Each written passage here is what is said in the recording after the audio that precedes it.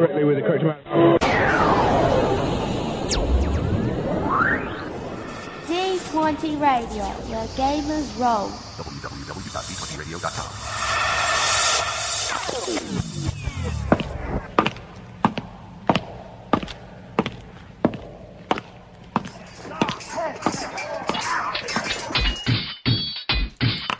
Roll for Initiative. Roll for Initiative podcast, issue number 36. Welcome back, folks. The crew is back together. Jason is back up, maybe hopefully sane this week from his stand for sanity. Who knows? But he's going to report in on that. I am DM Vincent, along with DM Jason, along with DM Nick. Matt quietly in the background, our producer. Jason, why don't you start things off by telling us about the rally? Okay, yeah, well, probably everybody's heard all about it or seen it. It was massive. The biggest rally that I'd been to before that in DC was way back in 91, and it was like 75,000 people, and I thought that was packed. They said there was 215,000 people, so you know how it is when you're at the front of a concert and you can't, you're jammed in and you can't move at all. Yeah. Imagine the entire National Mall being that way. Imagine the Porta-Johns overflowing. I didn't go near it. Luckily, we were staying in a hotel right across. If you cut through the Air and Space Museum, it was right across there, so it was really easy to get back to the hotel if that was necessary. But it was completely fun. There was like a battle of the bands between Cat Stevens and Ozzy Osbourne, which got broken up and won by the OJs, so that was fun. That's it was just weird. It was weird. It was just a really good time. We went down, saw some museums, hung out around there a lot.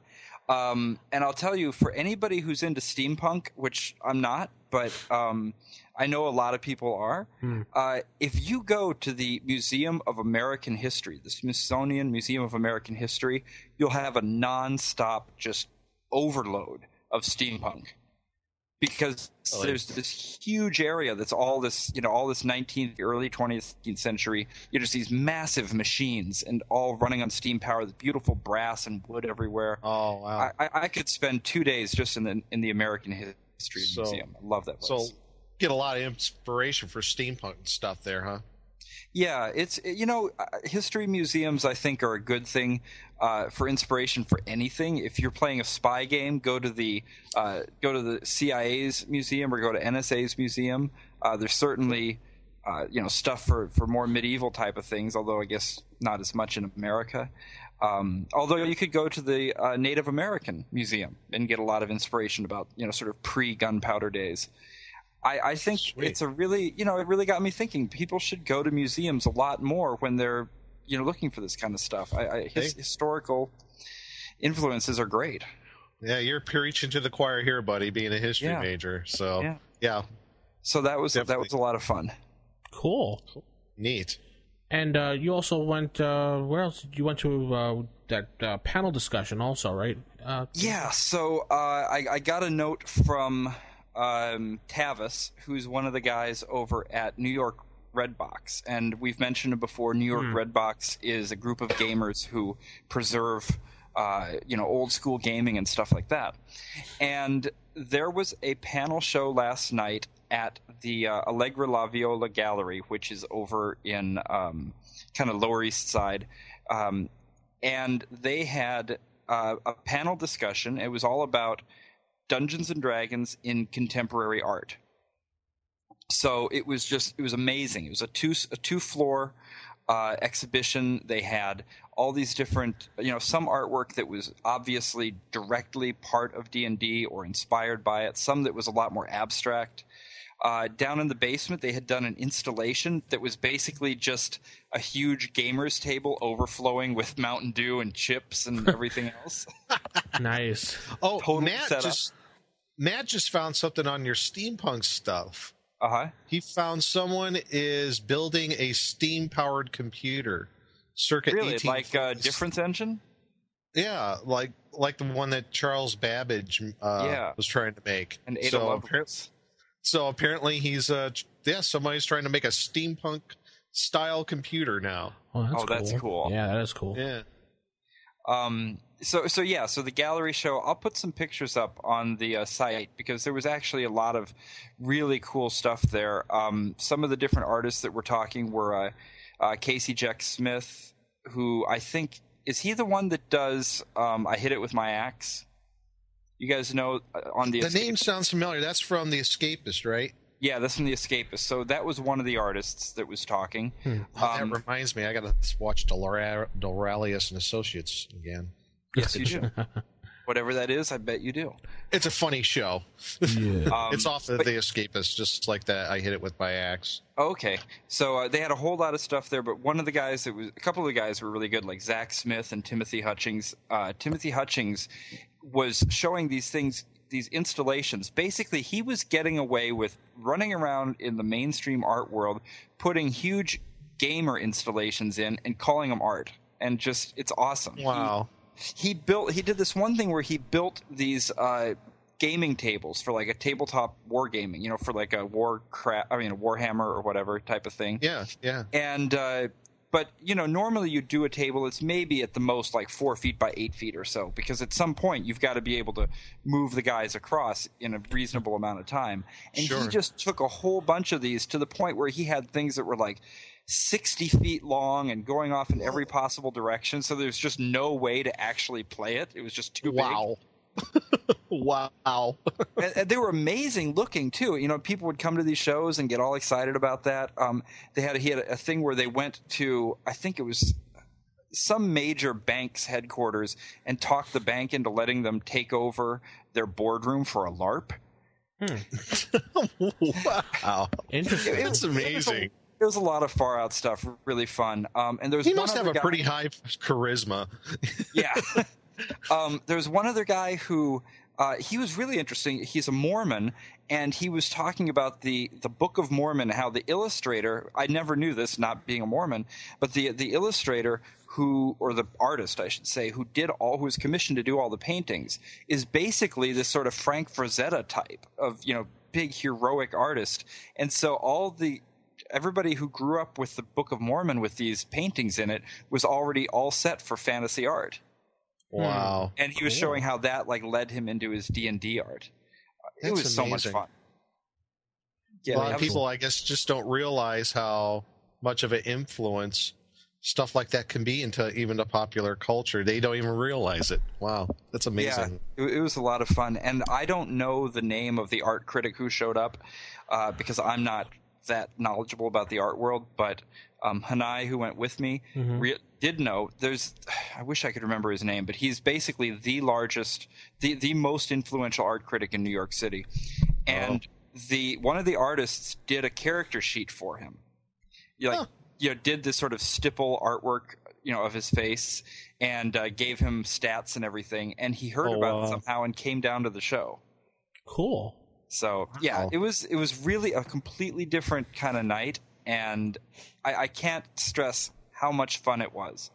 Unbelievably fun. The most fun I've ever had in an art gallery. Do they do that once a year, or? This is the first time they've done it, and they're probably going to try to do more because it was a huge hit. Yeah, It'd be really cool what they could do if they could take something like that on the road and take it to other art museums and art galleries around the United States, or at least regionally. That would be cool. That would be really cool if they could get something like that going, and so everybody else, that's cool. They got it started in New York City. That's fantastic. But that'd be cool if we could, so they can move that around, or at least have that idea someplace else too. That'd be very cool. They really should. I'm going to talk to Tavis and push him on that because there's some video too. Hopefully, we'll be able to post some video at some point from the night because it was really entertaining, very entertaining. So, Nick, what have you been doing? Your exciting news that you had some great. Where'd you go today, Nick? You've been dying to say it. Well, this is kind of gaming, but it is a game. I got to go to my very first pro football game. I got to see. I got to go to Browns Stadium, watch the Browns and Patriots play today. So that was very, very cool. It was just last minute, but we got to go and had a great time. Watch the Browns win. Hooray! I was really impressed. It was such a fun time. But yeah, that was really cool. And I had actually done some other kind of gaming stuff, just preparing in the next couple of weeks for our next game night. That's going to be the week before Thanksgiving. We always do every November for gosh, God knows how long we do a potluck right around Thanksgiving time. So everybody brings something to eat. And I think during that time, we're going to do Jeff's campaign. But before that, while we're eating, I'm going to have everybody do a character creation session for the new campaign I'm drawing up. So any tips or not tips? Any hints of what the campaign is going to be about? Or yeah, it's going to be it's going to be kind of in the future of what is the current timeline of the campaign world, but it's going to be a lot. I'm not going to say future as in there's going to be like spaceships and lasers and robots, but it's going to be further ahead in the timeline, and there's going to be a lot of changes that they're not going to be prepared for. And not necessarily all of them are going to be very good.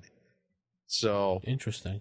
Yeah, it's going to be a rather different place than what they're used to, and how they get there is going to be very interesting because they're going to start off in the current timeline. Cool. And then somehow they jump into way ahead. So, cool. And then they're going to be going, what now? What do we do? So, yeah. I love those situations. It's going to be cool. I'm really excited about it. So, okay, cool. Well, I was perusing through the Dragon's Foot forums a couple days ago, and someone tipped me off to a Thundar the Barbarian supplement for Labyrinth Lord. Actually has to do with Mutant Future, and then you have a Thundar the Barbarian Labyrinth Lord supplement. So I've been perusing through that, so you can actually play Thundar and everything and all the... Sweet! Yeah, I know. It's savageworlds.blogspot.com, I think it's called. It's the producer who does that. Ookla, Ariel, ride! That's right. It was really done very well, so I was like, I may have to take a look at this, and now I might want to actually play it. That was one of my favorite cartoons. Yeah. I mean, you watched that. That was Gamma World. Yeah. I mean, no questions about it. Speaking of Gamma World, the new edition of Gamma World just hit the shelves like the other day, or maybe a week or so ago. Yeah. I know Jason's all depressed. It's with the not that great, huh? The 4th edition rules. To be fair, I haven't played it. The 4th edition, or actually, I guess it's like 7th edition Gamma World or whatever. Yeah, technically. But basically, all the reports I've heard so far is that they just took 4E Dungeons and Dragons and changed the names on all the stuff. Yeah. And then they added in some collectible trading cards that you have to buy in order to play the game. Right. Oh, and apparently you can mutate. You roll new mutations every encounter. Wow, really? Or maybe even every attack. So somehow you're constantly just mutating all the time. That's weird. It doesn't make any sense. Your character is constantly mutating into different things every encounter. I don't know. That could be a little bit difficult to work out. I mean, just ridiculous. I mean, it just seems ridiculous. But okay, who knows? These mutant dog plant creatures. Oh, look at that! It grew a third arm. Imagine that. Yeah. Well, the good news is all the other editions still exist, so you can play whichever one you want. That's good. Okay, cool. Yeah, I know you recently got the original box set, Jason, right? Yeah, I actually bought 2 copies of it because one of them was missing some stuff, and the other one was a lousy box. So now I've took 2 sort of half games and turned them into one good one. But I've been playing with some of the Red Box guys, and with Tavis as the DM, and he's a great GM, and it's a lot of fun. First edition Gamma World is a blast. Yeah, it is. Absolutely. And if you're going to get an adventure for it, I recommend, if you could find it, it's called Famine in Fargo. It's a great adventure. It's really fun. Cool. Eating chickens. One kind of neat thing that he's been doing with the game, because it's set in a post-apocalyptic Earth, he uses Google Maps. He uses Google Earth as part of the mapping for the game. Oh, that's a good idea. A lot of people it works really doing well. A lot of people have been doing that since I've been watching on Twitter, and everybody playing the new Gamma World that came out. Everybody's using Google Maps as well. That's smart. Wow. Yeah, That's very smart. Yeah, they've been taking like a map of a certain area and just redrawing it and putting their own stuff in it. Interesting to watch it. Wow. That's cool. Speaking of interesting, what is our featured podcast of the D20 Radio Network this week, guys? Oh, yeah. So there's a really good one. There's a new show that is on their 10th episode so far, and they are called Chronicles Pathfinder. Podcast. It's just what it sounds like. It's a Chronicles Pathfinder podcast, about Pathfinder. So this episode, they are talking about Council of Thieves, the Sixfold Trial. They have Richard Pett, who's actually the author, as their special guest. They've got a Monster Mash, which is like our creature feature. They've got Monster Mash, and they have the Abishai. I don't know what that is, but it sounds cool. And they also mentioned one other thing that I wanted to make sure we mentioned as well. A lot of gamers have been talking about this. It's a great cause. It's Gamers Without Borders, which is there's a lot of gamers in Cuba who cannot get any RPG materials. They don't have they don't have dice. There was a story of like one guy who took a dead hard drive and pulled it apart and he marked some numbers on the platter so he could spin it around, and that was his dice. Wow. It's hard to get any materials there. There's the embargo from the United States and all that kind of stuff. But there's still gamers that want to play. So Gamers Without Borders is an effort to get RPG materials to people who want them in Cuba. They should use chits. What? Use chits. Remember those? Could do that. Yeah. Yep. Or we could send them some dice. Yeah. So we'll put up a link to Gamers Without Borders. But they mentioned it too. It's a great thing. You know what? You also reminded me of another thing that I remember. I saw when I was in the National Guard and I was deployed in Iraq. It was after I got back, someone was trying to organize a gaming convention there in Baghdad at the MWR at Camp Victory, the Morale, Welfare, and Recreation Center. Mm-hmm. And they actually had, I think it was a 1 or 2 day con. It was called Ziggurat Con. Nice. And it was for like 2 days. And Wizards of the Coast donated a whole bunch of stuff, and a whole bunch of other people through the USO donated stuff for gamer geeks like me who are deployed overseas who can't get that stuff, or they have a very limited amount of stuff. Maybe they only have like a bag of dice, maybe a couple of books if they're lucky. But it was called Ziggurat Con, and it was like a 1 or 2 day event, and that was another cool thing to remind me, just like the Gamers Without Borders, very similar. And so anything like that, the support, gamers who are, hard to get stuff overseas, either, in other foreign lands, or support your gamers who are in the armed forces, definitely get involved. So cool. I wholly support stuff like that, and I'll see if there's anything I could do for the Gamers Without Borders. And for more information about the Pathfinder podcast, just go to justiceradio.net/podcast. And you can download their shows. I think there's a link on their site directly for Gamers Without Borders, because they're the ones that started it. Definitely go there and check it out. And if there's nothing else, guys, let's head into Sage Advice. Sage Advice.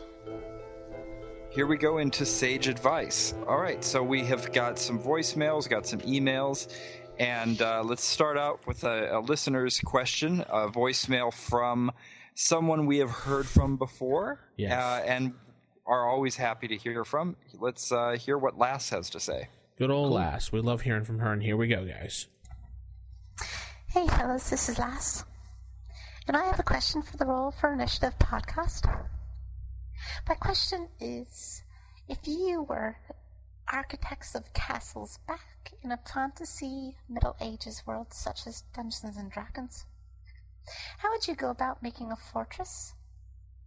For example, what sort of things would you put into it to defend your keep against such nasty threats as dragons, magic, and other things that go bump in the night. Any help would be greatly appreciated. Thanks. Cheers. You know, what she's talking about, we could do a whole show on. Yeah, we probably could. Building your own fortress or castle. Wow.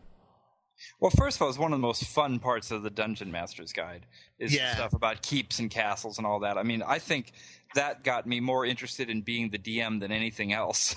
Yeah. You know, because when you're, 13 years old, what's the most fun thing to do to sit around and draw up plans for your castle, right? I think we all did that. Yeah. Yeah. I think I might still occasionally do that. Nice. So, all right, let's talk about a few of the things that you can put on there. Well, first of all, let's start from the outside. You got to have your moat. Yeah, a moat or some sort of. Oh gosh. Some sort of defense around there, whether it's a dry moat or a wet moat. Who says it has to be water in it? If you've got different things that could potentially go in, I don't know what. Or if you're lucky enough depending on the terrain, and I think this goes real world too, having some study in this, it depends on the kind of terrain you're in. Oh, yeah. If you're lucky enough that you're near a body of water, you can maybe divert some of the water and create a moat. Or if you're not, you find the highest ground that's easily the most easily defended. Mm-hmm. One way up, or one you way build down. That up. You got to do the one way up, one way down. That's the best way. Exactly. Well, a lot of historical castles are actually built in the center of existing bodies of water, especially if you go to, Ireland, Scotland, Wales, etc. You'll have a lot of cases where out in the bay or in a lake or something like that, they've just found an island and said, that's pretty defensible. So there's a good start for you. Yeah. Actually, there's a really neat castle that is in it's in Brittany, up on the northern coast of France, and it's called Ile Jacobin. Yeah. I've wanted to buy this island for years. It actually went. Is that the one where you can only get on and off depending on the tides? Yes, that's the one. That's and it actually went up for sale about 10 years ago, and I was in no position to be buying a castle, so I couldn't have it. But yeah, that's exactly where I was going with this. The tide, when the tide is in, then you're not going to be able to get to it. You can only get there when the tide's out, which is nice. Yeah. So moats are a good thing. But what about and you've got the various are they called balustrades along the castles? The palisades, or at any rate, the battlements. You're talking the battlements? Yeah. Yeah. I better not use words I don't understand. What was that? Palisades? Isn't that in New York? Well, you also have the wall construction too. What materials that you're going to be using. And that's going to be different in a D&D world than it is in our history, because we didn't have as many dragons that could breathe fire back in the days. Right. And you're going to have some special magical enchantments if you're wealthy enough to strengthen your walls. Heck, you might even have walls made out of certain metals.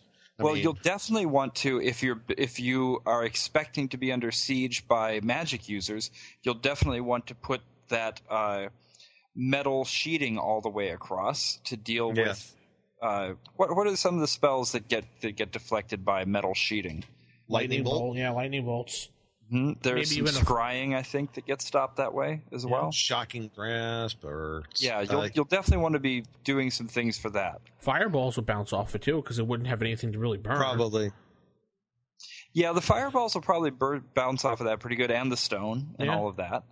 Yeah. You're gonna want smooth stone too, so people can't scale it that easily. Right.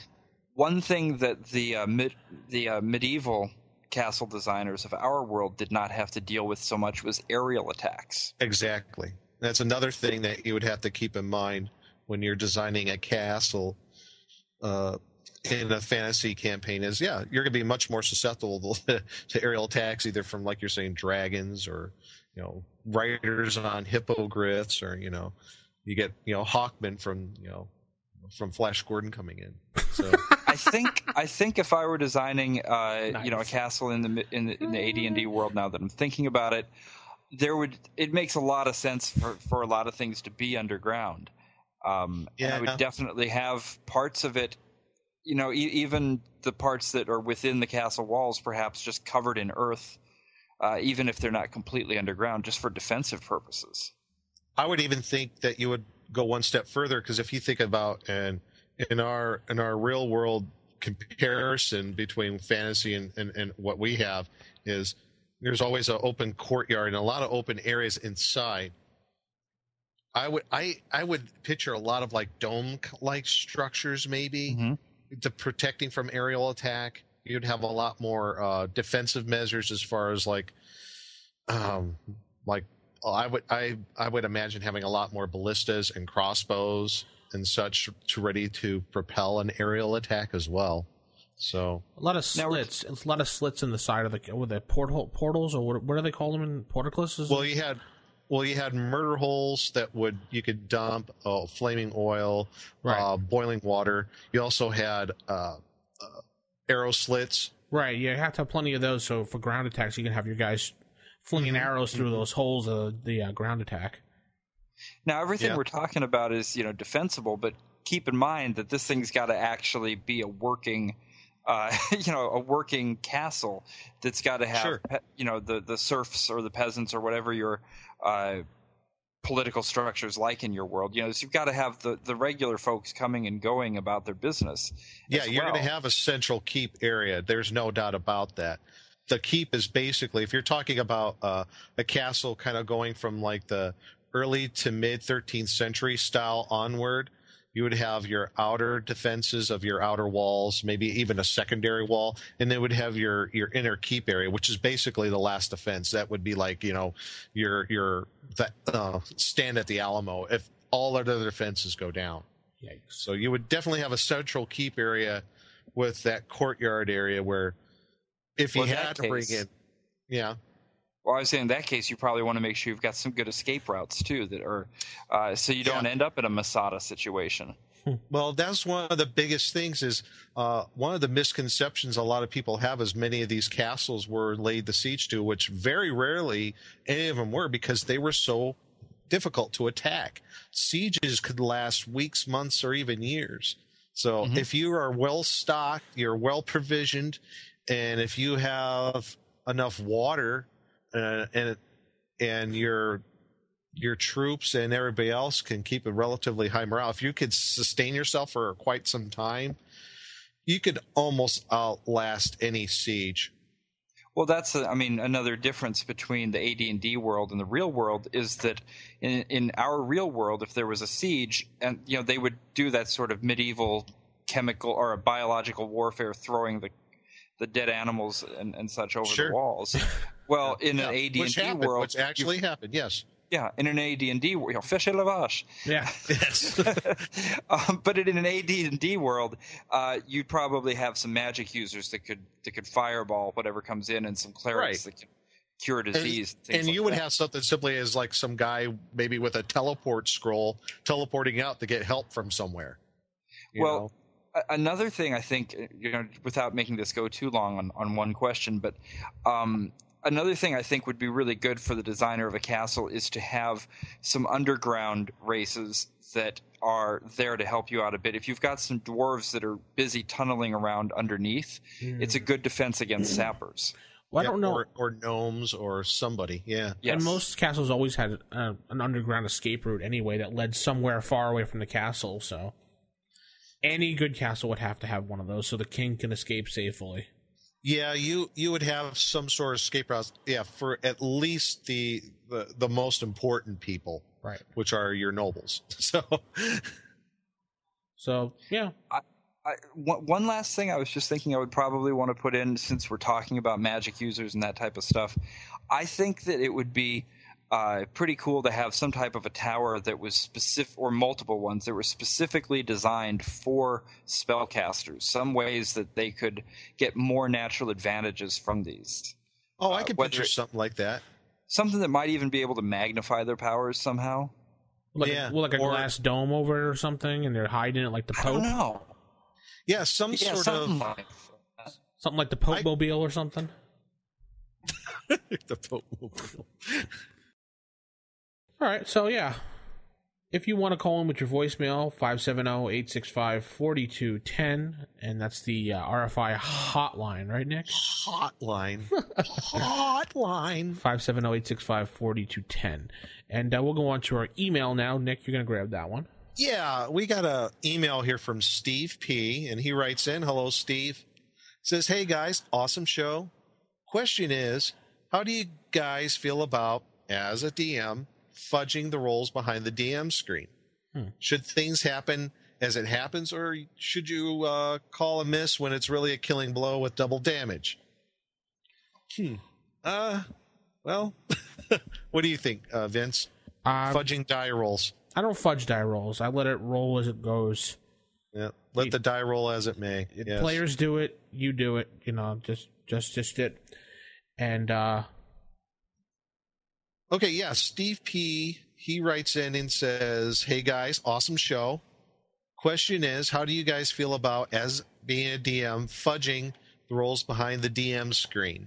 Should things happen as it happens, or should you call a miss when it's really a killing blow with double damage? So, what do you think, Vince? I let them roll as they go, and where they fall is where they fall. If it happens to be that killing blow, that's what happens. That's it. You can't fudge numbers because of those things. I mean, you can't feel sorry for a player. I mean, that's what happens. He knows the breaks. Yeah. I have to admit, in the past, I have fudged die rolls once in a while. Unfortunately, it was in my favor. But I've gotten better with that, and now what I do, at least in the past few years, is all my die rolls as a DM, they're actually in front of everybody. I don't go behind the screen and make die rolls anymore. I do them all in front of my players. The only thing I keep behind my screen is, my player note, my notes for the adventure and stuff like that, so they don't have to see it. So, but die rolls, they're all out in front. How do I feel about otherwise? I've actually was in a situation a few years ago where I know that that the DM, I was the player, I had a really good feeling that the DM was fudging die rolls. For your advantage or for his advantage?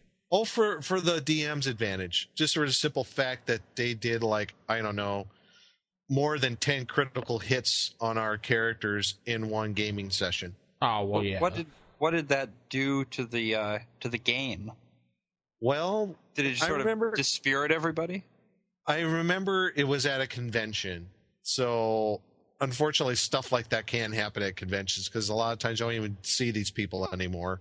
So they feel like they could get away with it. And two, I just kind of went along with it and just kind of went on. I was just thinking now that this is impossible. 10 critical hits on us. I mean, get real. Right. But hey, that was okay. We still came out all right. I do remember, all in all, we came out okay. But when stuff like that, when it's blatant, you're just that's messing not really with us. Getting away with anything. I mean, he didn't get away with anything. He made the game less fun for everybody. That's hardly getting away with it. I mean, it sounds to me like that DM, basically made himself out to be a DM that you wouldn't want to play with again, and that sort of defeats the whole purpose. True. You let the dice roll where they go, but not just every other roll. Oh, look at that, a critical. Oh, look at that, a critical. But now that being said, I fudge. You do? Absolutely, I fudge. Okay. And I fudge when I think that there's something that is going way too well or way too badly for either the monsters or the players, when it's something that's just going to break the game.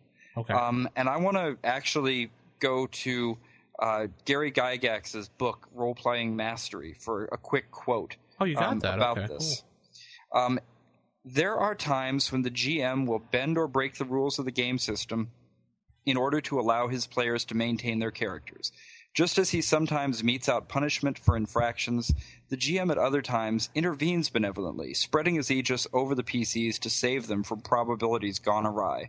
To put it bluntly, when played as a low ebb, or it is quite likely that players or characters are about to suffer undue loss or extinction, the GM cheats and decrees otherwise. Opponents miss their blows, PCs manage to strike their foes, and various sorts of miracles occur. This is wrong only when it's done too liberally or when it is unwarranted.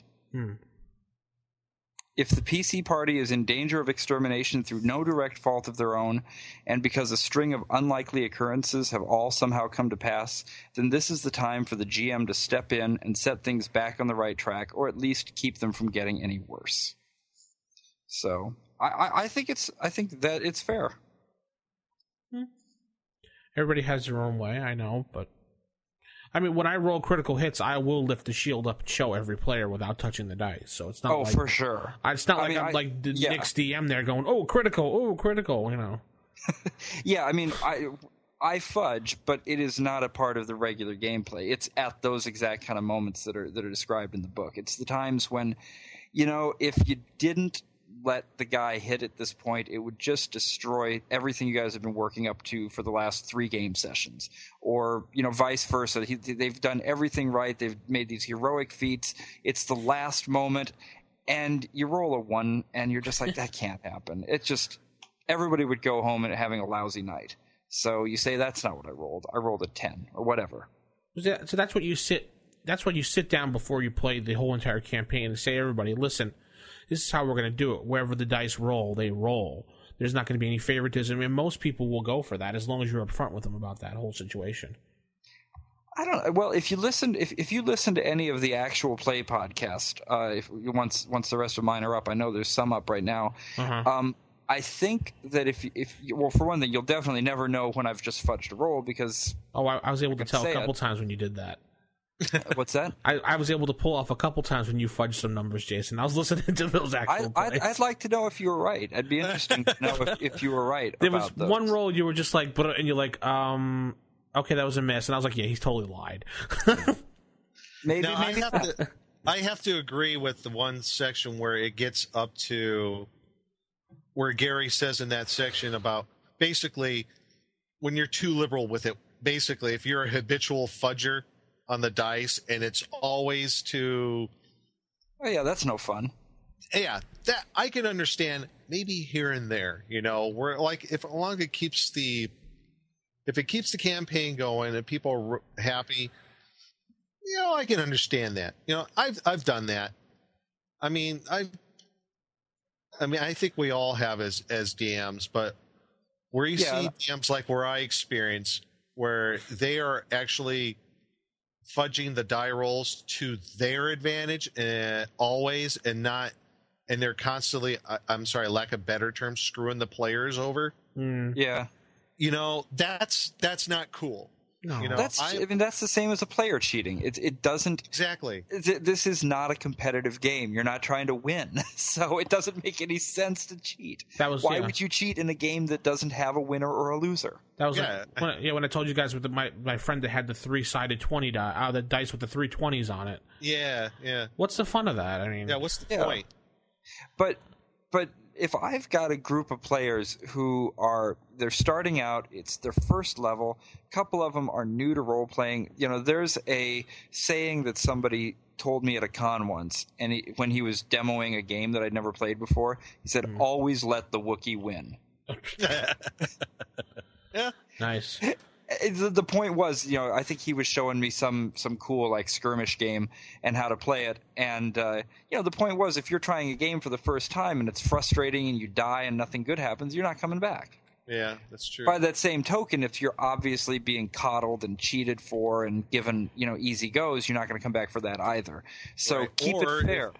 Or if you constantly feel like that the person who's the referee, GM, or DM is continually, you know, beating down on you, that's not fun either. So not fun at all. So keep it fair. You know, if something crazy happens that you just as a DM think that's going to ruin the game, you're the DM. It didn't happen. But that doesn't mean you should sit around doing that as a matter of course, and you should never try to cheat to be, you know, to kill a player. Right. That's just juvenile. No, that really is. Oh, well, you know what? I think there's that kind of wraps it up on that one. We'll see what everybody else thinks, though. So come over to RFI forums and let us know what you think about fudging the die rolls and how often you should do it, or if all. So, or email us at rfipodcast.com. You can email us, all three of us, at our emails. And RFI. That's right. I guess, So, yeah. that's Nick at RF. Wait, is it DM Nick? DM Nick at rfipodcast.com. You can email me, or you can email Vince or Jason. DM Vince, right? Or DM Jason. I haven't really... it's just Jason. Oh, it's just Jason. Jason at rfipodcast.com. Or do a general email to rfistaff@gmail.com for show notes or show questions. That'll work too. And of course, we do always have the voicemail phone number, which you can call 57-086-54-210. What? Huh? Jason just making up a number there randomly. I mean, it's actually 57-086-542-10. Oh my God, you're right. It is. He's just saying it weirdly. I hate you, Jason. Nutso. All right. Well, let's go ahead and we'll move on to table manners then. Typical. Of all the evil creatures in the world, I'd like to find one with table manners. What, are you kidding me? I spent years cultivating the worst table manners on the planet. Table manners. All right. Table manners this week.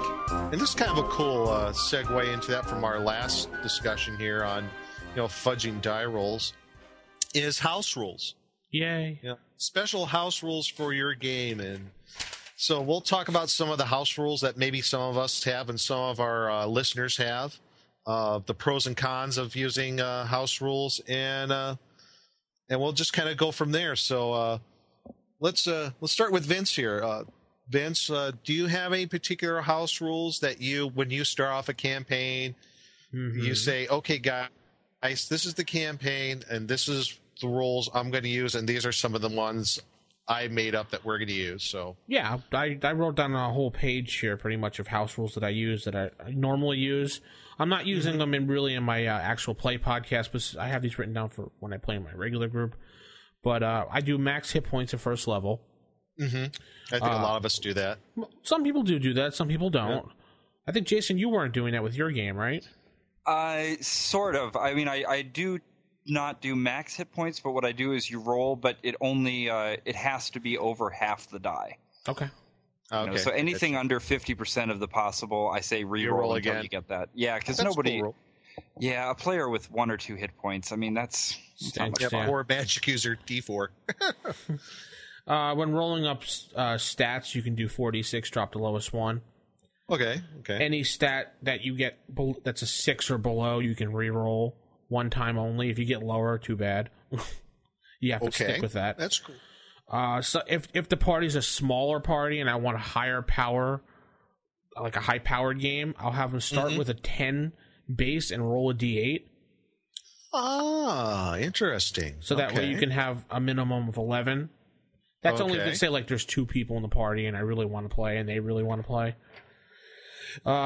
When rolling an attack roll, a 1 is automatically a failure or a fumble. You look on a chart. A 20 is automatically a critical or a success, and then you would roll a 20 again. Like I explained before, if you get an 18 to 20, it's 2.5 damage. You can roll again if you get that mark. If you get a 20, you do 3 times the damage, and then you roll again. If you do another 18 to 20, it's 3.5, and if you do again with a 20, which is kind of impossible, but I've seen it happen once. Sure, it's insta kill. Okay. Now I got a question on that. Yeah. Crits and fumbles in your game, that goes both ways, right? Yeah, monsters and players, yeah. Okay.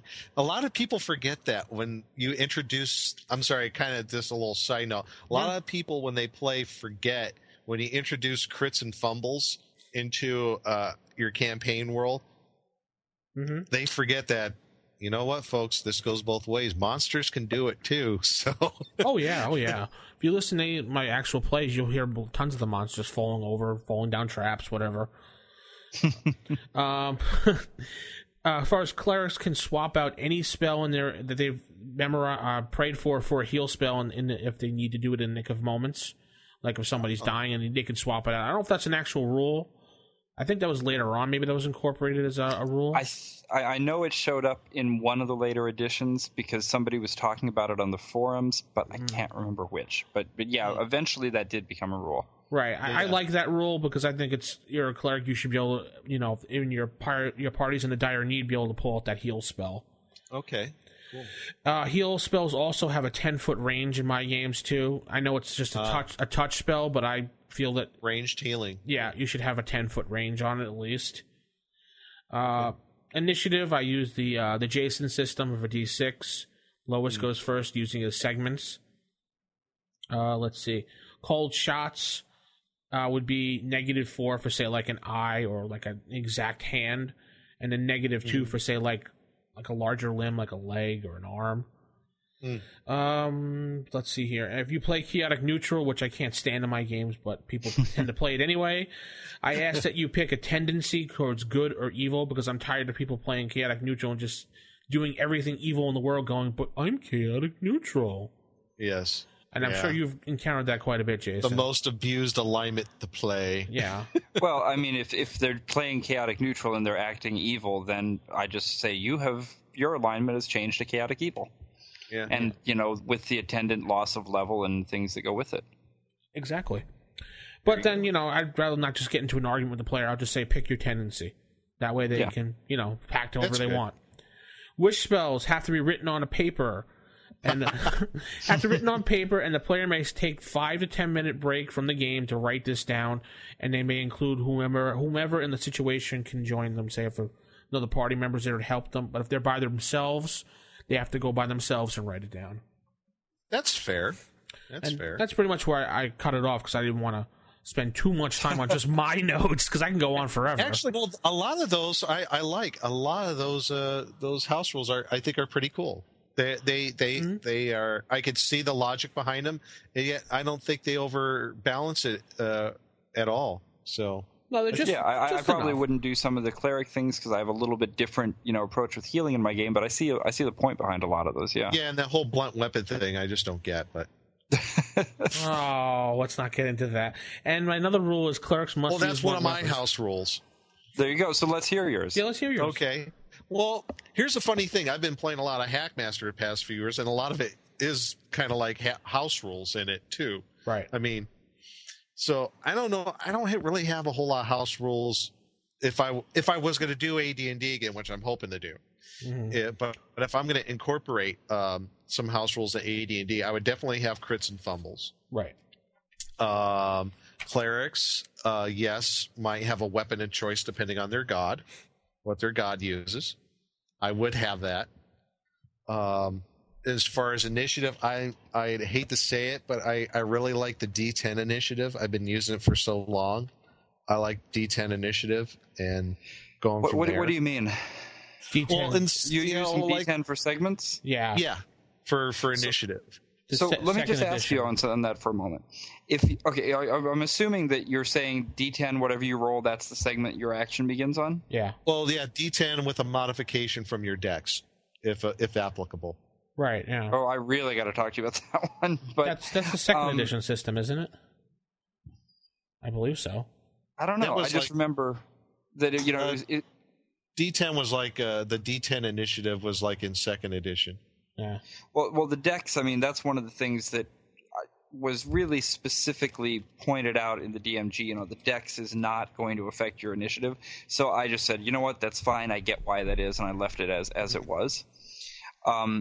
But the thing about the D10 is what I wanted to ask. So I'm assuming you're saying if somebody rolls a 3, then that their actions are calculated from the third segment, right? Right. Yeah, they go on segment 3. Yeah. So what do you do in the case of somebody rolling a 9 or a 10, especially if they're doing something that's going to where their actions are going to take them over into the next round? How do you handle it? Then they go into their action will go into the next round, like if they're pulling spell components, for example. Right. I guess what I'm thinking about is that you could eventually get into a situation where you got a lot of bookkeeping going on because somebody's keeps rolling later and later segments and they're doing long actions. Well, I trust my players enough that they could keep track of that themselves. Okay. I don't necessarily keep track of that. I just call out the numbers for each segment.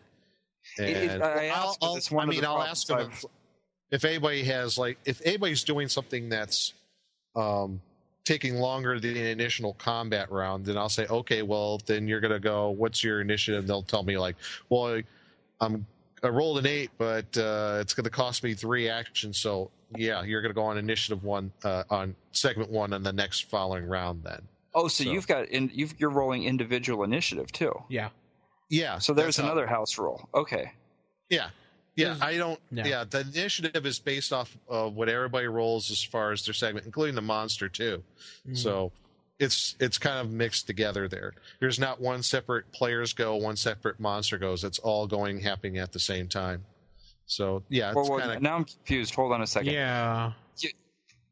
Everybody's rolling their own initiative, right? Yes. Yes. So they're. But okay, I'm just going to let it go. Yeah. That initiative number is what segment they go on. Okay, fine. I mean, you could do that normally. The only reason it wasn't originally set up that way in the book is just because it would have been a lot of bookkeeping. But if you figured out a way to do it smoothly, then you're great. Yeah, I have a little tracker on the top of my screen there that tracks it from segment 0 to 10. Well, I have a guy when I go to a local con, Mepicon, which is coming up next weekend, actually here in Pennsylvania. There's a guy that runs First Edition, and he does D10 segments also, like Nick does. And he says, well, that's how Gary wanted it to be originally, but he wasn't allowed to put that in there. But another time, another story. But anyway, it's a good way to do it. I mean, I actually have my little chart that I was keeping for a while, which was instead of having sliders, I was using a whiteboard. Yeah. Now I've just kind of gotten to the point where I keep it in my head. But I asked because when I do a D6 segment of action, it's because I don't want people rolling on to the 10th segment. It just makes it difficult for me. So if somebody's really high, like the party rolled a 6, and somebody's doing something that takes a lot of segments of action, I'll usually just say, okay, this is just happening at the end. Right. And the only exception I'll make to that is if you're casting a spell which takes multiple rounds, because that you've kind of already got an easy way of dealing with, which is saying, okay, this is going to take you X number of rounds. But I don't get into how many segments have you gone over into the next one, because my head is and I got to figure to when you got your fighters, when they go high enough in levels, they go the 3 for 2 for attacks or 2 for 1 attacks. Yeah, that's easily split up. They go 3 for 2 attacks when it's their 2 attack round. You have them roll their initiative, and that's numbers their segment they go on, and 5 segment later it is their segment attack. So say if the guy rolled a 1, then he'll go on segment 5 or 6. So and that's it's pretty easy, and I trust my players that they'll track that themselves too, when their attack is going. I just count out the segments, and when they when I'll say, okay, it's segment 1, whatever happens there, okay, nothing. 2, okay, you got 3 people going on 2, then I just go, okay, the highest dex goes first. Sure. And it works well. It sounds a little weird, but I think I hate to use this term, a little more realistic, because it's combat is kind of chaotic and everything's happening at the same time. But that's one rule I use. Like I said, crits and fumbles is something I use. One thing I'm considering, when I do another AD&D campaign, is if anybody wants to play the Bard, I'm thinking of using a Bard the Dragon magazine articles instead of the one the book. Well, actually, one of the people in the forums, Ben from Boise, he had same thing. He said he uses a version of the Bard from Dragon's Foot that allows play from first level. Yeah. There was one out of I think it was in Best of Dragon Volume 3. There was a version of the Bard I kind of like. The Monk too. I think I would use the same one. There's a version of the Monk that one of the issues of Dragon magazine. Actually, I'm just looking here. Bodine, another one of the forum members, Bodine, says he also uses the D10 for initiative with 6 second rounds. Yeah. Oh, 6 second rounds. He says he actually has 6 second rounds. So that's actually a very different house rule. Okay. Yeah, that's way different. Wow. I'm trying to think if there is anything else I would use as far as any other house rules. I guess specifically, if I want to like get away from everybody or a few people playing evil characters, I would state that at the beginning of the campaign, like maybe no evil characters, or if you're going to play something evil, only lawful evil. Yeah, because that's about the only alignment, the only alignment I could see that works with any other mixture of alignments that's evil, is lawful evil with any others that are non. But that's just me. Well, I think I'm just looking at a couple other things people on the boards have said. One that came up was one that I've heard a few times, which is allowing magic users an intelligence bonus for spells, like the cleric gets a wisdom bonus. Yeah, I've considered that one, and I'm not sure about that, but I'm inclined to maybe include that one as well.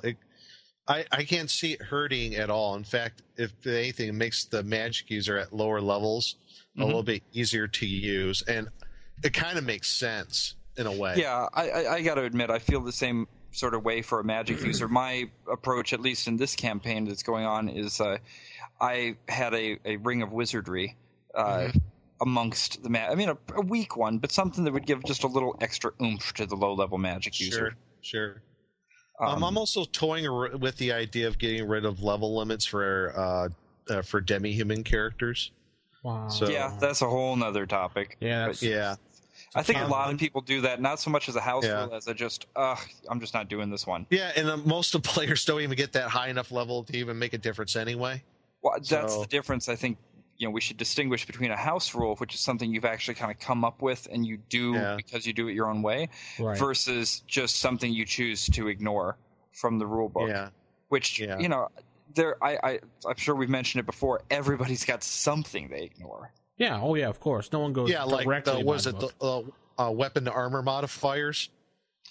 Yeah, although they're kind of fun. If you can get them working, it's kind of a nice little thing to have in there. That's one of those things that's I don't think I ever used them when I first played AD&D, but that was kind of a rule that people ignored. But it's easily misinterpreted. Yes, I can't really think of any other house rules off the top of my head that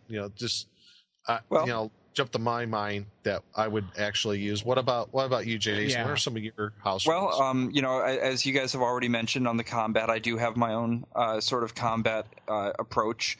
It's not really too house ruled. It's just taking a little bit of that segment of action type of stuff, and I find that it makes it really fun.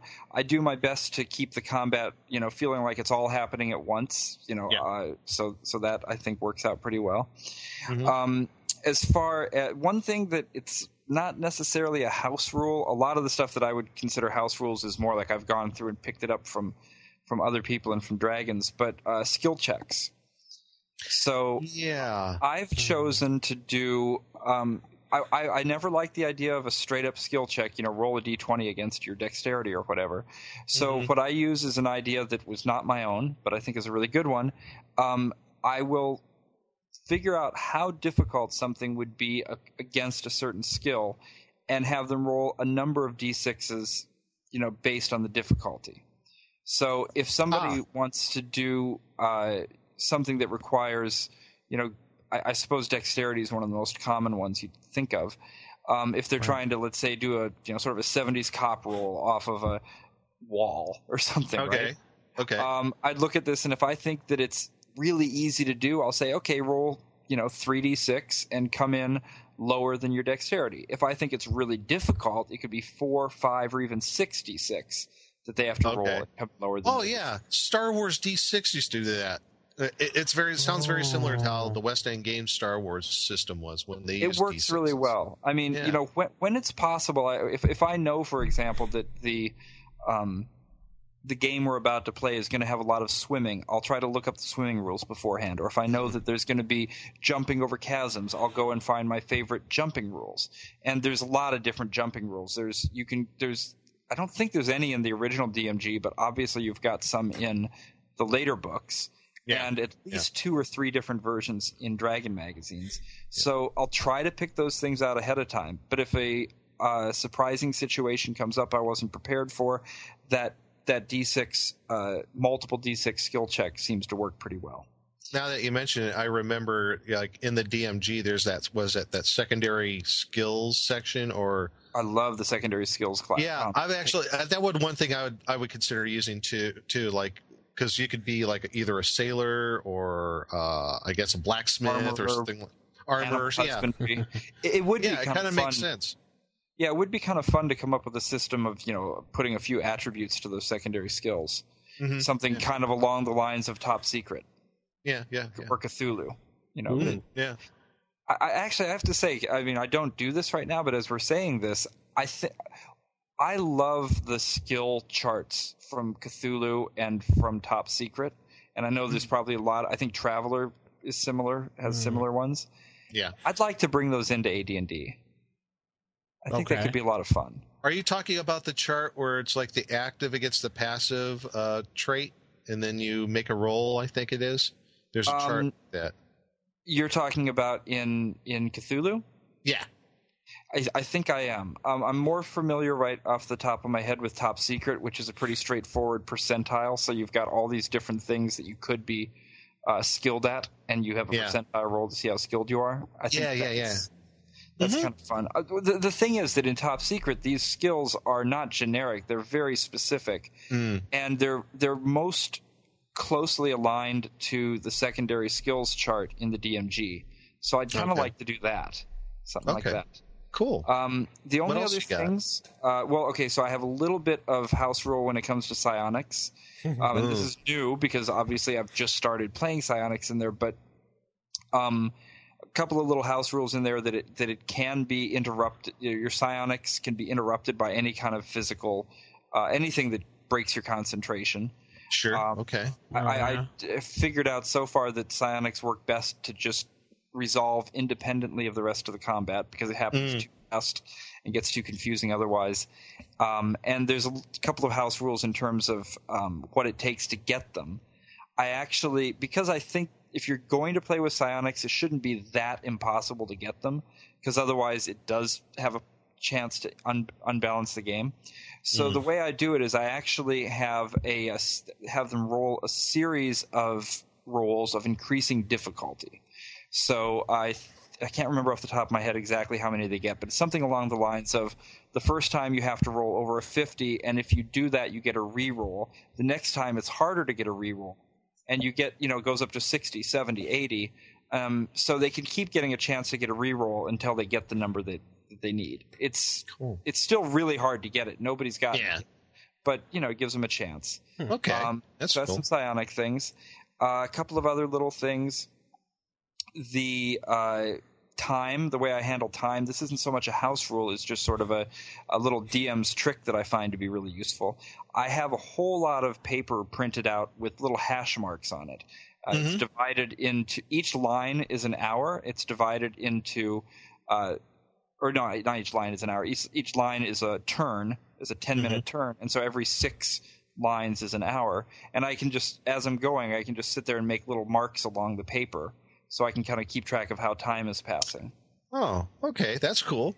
I find it's really important because you always get in a situation where your players are saying, so is the sun still up? Is it nighttime yet? Yeah. And you're like, God, I don't know. Is it nighttime yet? So at least this way, I'm not, being super OCD about marking every time everything happens. But, I keep it's a helpful tool. Yeah. Yeah, I keep an eye on it. And then the last thing is just about healing. This is not a house rule. It's more something that I didn't think was defined very well in the DMG. And I went and asked around, with everybody, what do you guys do about somebody who goes under 0 hit points and needs to be stabilized? Right. So the way that I now do it is if a player is knocked below 0, obviously more than -10, but below 0. Right. Anybody can administer first aid to stop them from slipping further towards death, unless it was if it was something that you could do first aid for, like a cut. I mean, if the person has just been, I don't know, vaporized or something. If it's something that common sense would tell you that injury can't be treated. Being vaporized, yeah. I gather his ashes. Yeah. Any wounds that you could realistically bind, then I say, okay, you can bind them, you can stop the loss. Stabilize them. Exactly. And that player is still unconscious, but they're going to heal at the normal rate of 1 hit point per day. So even if you can't do anything else to them, the player who's at -4 hit points you can bind them up and put them in bed for 4 days, and they'll be basically like they're in a coma or something. Yeah. So that's it for me, really. I'm not too much into house rules. I got a question for everybody here. And this is what I was kind of thinking when we were talking about this segment.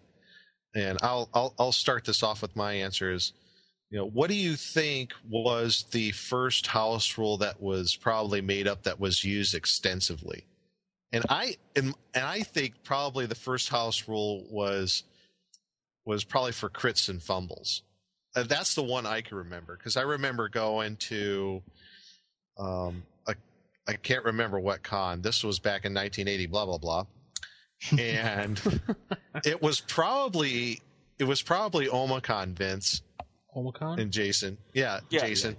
It was probably Omicron back in the early mid 80s in Omaha, Nebraska. And I remember the local game, there was a gaming group, and they made a booklet. It was maybe a buck or two.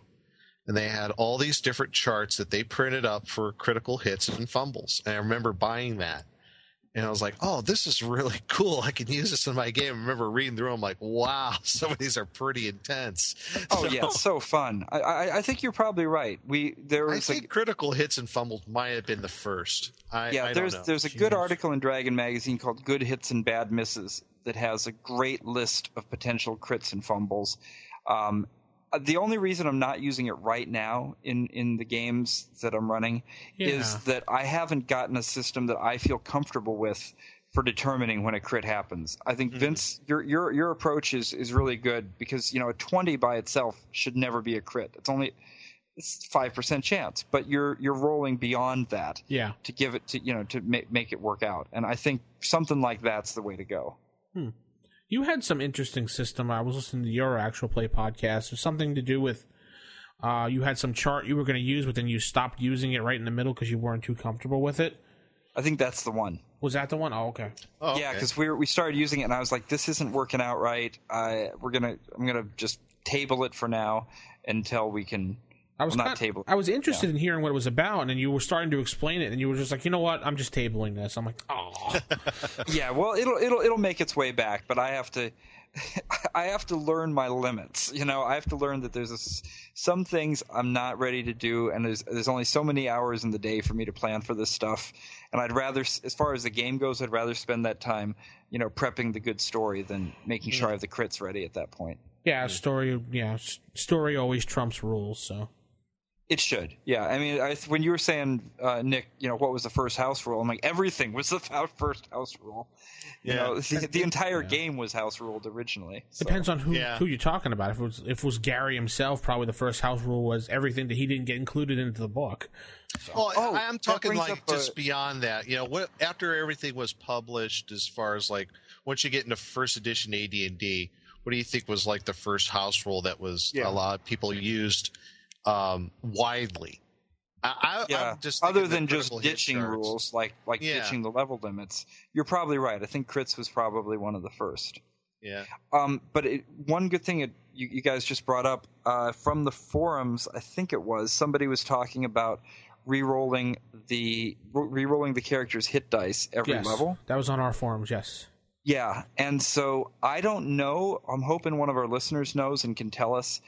I thought that maybe the white box rules or something that was originally how maybe it was all the way back to chainmail. No, because chainmail didn't have that. No, I have no idea. The point is, I have no idea, but I thought one of the earlier rule systems that's how it worked.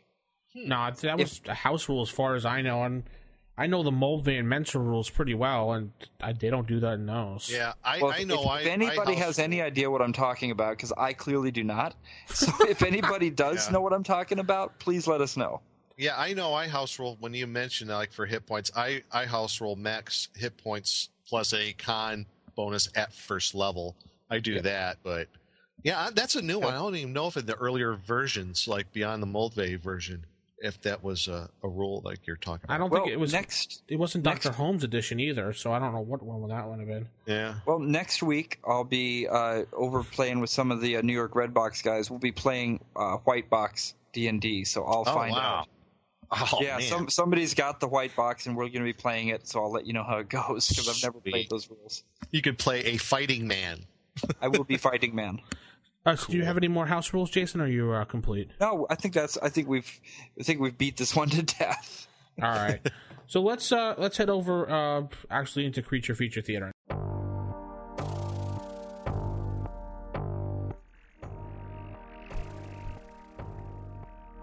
Creature Feature Theater. This week on the Creature Feature Theater, we have an guest DM. It's our producer, Matt. And Matt, you want to say hello? Hello, everyone. Yeah, I'm glad to be on again. Thanks for actually having me back on air. So I guess it wasn't too terrible last week. So, yeah, let's just hand you the keys and go for it, man. Okay, so everyone has the characters that I sent out earlier? Yes. Somewhere. Where'd they go? I forgot my dice. Well, just trust me with my rolls. I won't fudge anything. I'll roll for you. I gotta go back to my house. I forgot my character sheet. My dog ate my character sheet. All right. Here's the characters. Ready to go. Yes. Yep. Okay, good. Who wants to start and tell us who's playing what? Since you spoke up first, why don't you? Okay, good. I am playing Heinrich Jägermeister, Wow. Dwarven Fighter. Yarr. That's right. And 5th level. He's got pretty good stats. Got a 16 strength. Got obviously the obligatory battle axe for being a Dwarven Fighter. Chainmail and a small shield. And he's a pretty cool guy. Ready to go. Okay, I'll go next. I am playing Jamven Silvershaper, the halfling thief, with his short sword, as befits a halfling thief, and dagger, and even the sling with some stones. Not carrying any magical items from what it looks like, just his amazing thievable skills. Ah. I am playing, Thurston Rogers, the human magic user. And he has his spells, and he carries a quarterstaff, and he's using darts for distance. Okay. So, our wonderful trio here is doing what all good adventuring parties do, seeking fame and fortune that, in particular, fortune that someone else had earned, but by golly, once they pass on to the Nether Realms, they no longer need. That's right. Kill monsters, loot their stuff. Exactly. And this time, our wonderful group has heard of this tomb, the tomb of this great mage, MacGuffin, that has... Yes, the great magical dark mage MacGuffin's tomb that holds untold riches. And so they are off to find MacGuffin's tomb.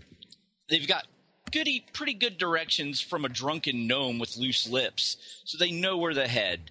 They're venturing through the forest, following along this winding, twisting path that hasn't been walked in years. And then you see a clearing, and then there it is, kind of resembling the Parthenon. It has steps going up to a larger base foundation with 3 columns.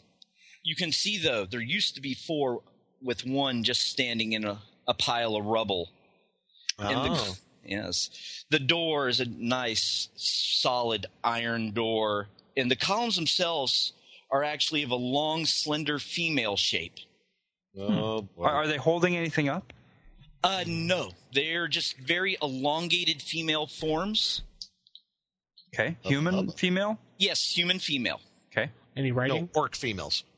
Yeah. Any writing on them or anything? Or no. Okay. They're just scantily clad, elongated female forms. Huh. Do they look, like dirty, or they're clean, or? They look relatively clean, as does the entire area, actually. Maybe a little too clean. Yes, and you do notice though, as you look closer, at the foot of the steps, there are actually some human remains, some bones. How Really? Like completely down to the bone? Down to the bone. Not recent at all. Not recent at all. Kind of poke at it with my battle axe. These are complete skeletons or broken up? They're broken up. Okay. Because I don't think we got a cleric here, so. No. So much for turning undead. Yeah. Yep. Okay. So, what do you guys do? It's just All the right. open clearing, the tomb's straight ahead. So around the sides of the tomb, I mean, is it possible to walk easily around the whole thing? Yeah, you could walk to the entire back side of the tomb. Yeah, why don't we skirt around this thing and... Okay. Whichever way they're going, I'm going to move silently in the other direction. Okay. To sort of meet them around. I was just thinking we should have the thief kind of do a reconnaissance around the tomb, maybe look for traps and stuff. Okay. Yeah, I think, well, at the beginning, I'm just going to move silently. Are there any? Can I hide in shadows while I'm at it? Is there enough cover for me to do that as well? Yes. There's enough brush and whatnot you can hide. So that's what the first thing I want to do is to, amongst the brush and everything I can, to do my best to hide in shadows and move silently and look to see what I can find. Okay. What'd you roll? You want me to roll my own? Okay, hold on a moment. Let me just... I'll just hang out at the front of the tomb then while he's searching, making sure... 29, I'm definitely moving... Oh, sorry. 29, I'm definitely moving silently. Okay. And am I hiding in shadows? 005. I am hiding in the shadows. Yes. Wow. You disappear into the brush. Your fellow companions at this point don't even know where you are exactly. What the deuce? Yes. Where'd he go? Poof! It's like he went invisible. Perhaps he had some magical items you didn't know about. He's right. That he's shadowy right there. Jamvin. He's right there. I Yes. could see him plain as day. No, I'm kidding. He's right there. Yes. So you skirt around the perimeter of the tomb. Okay. And you see just some more random skeletal remains in various spots. Not a lot. You see like one or two like on the sides. But other than that, it's really clear. Okay. So I make it all the way back to where I was. Now on the way around, did I see any other entrances to the tomb? No, just the main door. Okay, so solid, just walled up. Yep, all nice stone. Okay. You want to search for traps on the door then? Not yet. I'm just thinking. There's no roof, right? No. There's no roof, but the walls are solid. Right. And the columns that we see they're not holding up a roof, but we can't see into where we're looking at, right? Correct. Okay, so I'll check for traps on the front doorway that we're on. Okay, as soon as you step out of the clearing, yes, those columns start shrinking in size and widening and taking female forms. Oh. I know what they are. They're now out of their sides come steel swords, and they stand in front of the door. Oh, yikes! I should have stayed in the shadows. I could have gotten around and tried to get a backstab in. Now it's I know too what late. these are, but I'll keep it to myself. I know what they are. Okay. All right. So they look like they're ready to attack. They're right now just standing in front of the door looking at you. Kind of like in a defensive posture, maybe? Yes. Okay. I brandish my battle axe and I'm standing next to the magic user ready to defend him if need. Okay. I am going to go to the side of the building. Okay. And try to climb the wall. Okay. As you start moving towards the side of the building, one of them just starts following you, not staying next to the building, basically blocking you off from any direct path to. So I'm not going to be able to get to the building. She's blocking my path. Right. Okay. That's right. I wonder if I could climb the statue. Yes, climb her to climb the wall. They're only, right now they are like 5 feet tall. They've shrunk that much. Okay. Oh, okay. Is she still standing on the base of the building itself? Yes. Okay, so I'm wondering, and so around the side, so the base of the building extends around the side? Correct. The steps are in the front, but it extends, the actual raised foundation extends around the entire length. Okay, it's like a dais or something like that. Yes. Okay, gotcha. Okay, so they don't seem to be inclined to attack us from where they are, and I wonder if they can even step off of it at all. Well, I'm going to back up then and see what happens. Maybe we should back up and see what happens. Maybe Let's do go that. back. Yeah. Let's all take a couple steps back. All right. Okay, so you all back into the woods? Mm-hmm. Okay. I back up enough to where I'm off the steps of going into this place. Okay. As you back up the steps, they continue blocking the door. Okay, I'll back up further into the woods, I guess. Okay. So you're back in the woods. Then Silver Shaper, are you back in the woods now as well? Is it possible for me to back into the woods so much that I'll be able to hide in shadows again? Yes. And they won't be able to keep track of me? All right, then I'm going to try that again. Okay. All right, hiding in shadows, here we go. I got to take a picture of this. 01? All right, let me ask you, do you 000? Oh, God. Oh, that would Why be did 100. Okay, so I'm definitely not doing it. Why did I waste a roll like that? I could have used that someday. Yeah. Oh, my gosh. You think you're... Oh, yeah. Yes, you're making a nice little... hiding in some bush. At the same time, you're like knocking over, stepping on every twig, but you think... I'm very unhidey. Exactly. Yeah. But as you all step back into the forest line, Yeah. the female forms, they walk back to their initial position and retake the pillar shape. Ooh, I can web them and then we can get past them. Oh, that's a good idea. So, like, web the columns? Yeah. Good idea. Give it a shot. What do you think, Jason? Yeah, I'm going to try to go around and climb up the back of the building, but you should try that from the front. Maybe you should try webbing them first and then try climbing. Yeah, try that first. All right, so I'm going to prepare the web spell, and I'm going to put it off so I can try to... Can I get all 3 of them in the web spell? Let's see here. Your range for the web...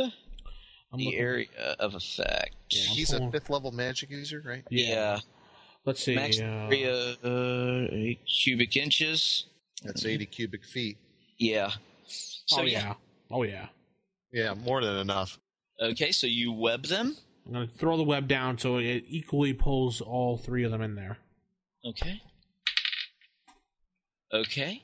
You throw the web out, and it just covers the entire front portion of the tomb, pillars and all. Spider-Man. I was just thinking that. Nice job, Spidey. All right. Now climb the walls like Spider-Man. Here comes a Spider-Man.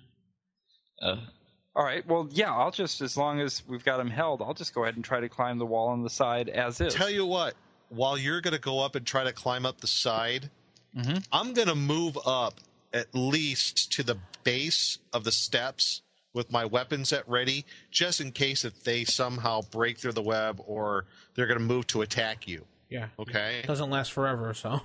Okay. Right. You might want to get a spell ready, like a magic missile or something, in case they're ready to go. Yo. Okay, here goes the climb walls. Okay. What'd you roll? 90. Ooh. 9. Fall on my butt.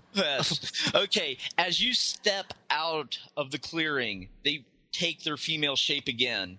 But they try to move towards the door, but they're caught in the web. Oh, good. Yes. Silver Shaper. Makes a break for the wall. He throws up his grappling hook and gives it a mighty tug, rocks come tumbling towards him. Okay. He They are manages- ruins. He managed to avoid getting crushed by granite, but could not actually get a good firm grip on the wall to climb it. Never take my skills for granted. Nope. Oh. Yes. Okay, so at this point, our wonderful female friends are actually proceeding to start hacking at the web with their swords, trying to get free. Oh, we got to pick them off while they're in the web. Exactly. I have no missile weapons. I have a dart.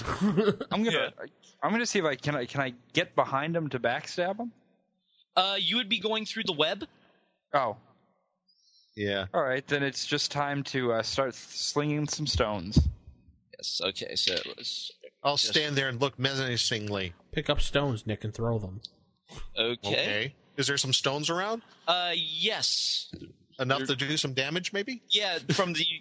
You could find some small pebbles and rocks and debris from the ruins. Oh, I want a rock, so that at least got to do a D4. Okay. Yeah, you can find. Hey, there's some nice rocks where Silver Shaper just pulled off the side of the building. Perfect. Perfect. I'll grab those. Okay. Thanks, Silver Shaper. Always glad to help, even when I don't know buddy. I'm doing it. Okay. So they're continuing to hack away. Who wants to go first? You guys have the initiative for this instance. Probably the guys who already had missile weapons at the ready, so. Yeah. Is my darts going to really do anything to them, or is it too small? It can hurt them. Okay. Mm-hmm. Well, you can throw 3 darts in a round, can't you? Yeah. Isn't it a rate of fire 3 or something like that? Yeah. Mm-hmm. All right, so I'll throw 3 darts at them. Okay. And I got, let's see, do I get any bonuses? No. So I got a 13. 13. You throw the darts, come up a little bit short, and actually get caught in your web. That's right. Yes. Okay. All right, what do I get? 2 attacks with the sling? Yes.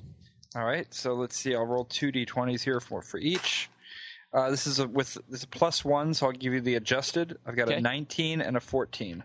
Nice. They will both hit. All right, so here comes some d4s. No adjustment on the damage, but no. I got to take a picture of this too. It's a couple of 4s. Nice. Oh, too bad we were doing. Oh, that's nice. I'm emailing you guys these photos as I take them. Not that I couldn't have just set the dice that way. Yeah, right. Yeah. We trust you. A 4. All right. Oh, look, Boom. a 20. You throw your sling, the stones go, hit one of the females, and you actually see little chunks of rock fall off of her. Wow. Where you actually chipped her. Nice. Interesting. How many throws am I going to get with my my rocks? Just 1 or 2?